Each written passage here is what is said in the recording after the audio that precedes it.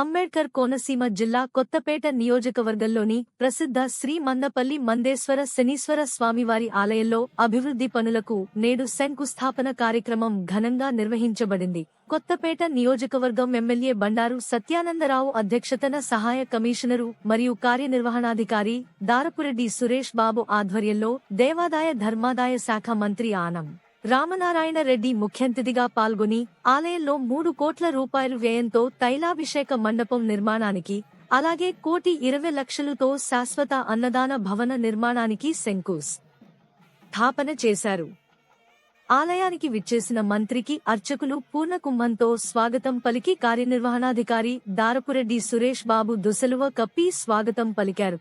అనంతరం భవన నిర్మాణాల కోసం భూమి పూజ నిర్వహించి శిలాఫలకాన్ని ఆవిష్కరించారు.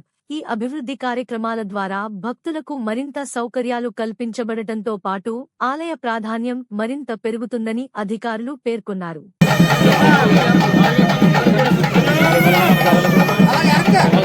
ఒకసారి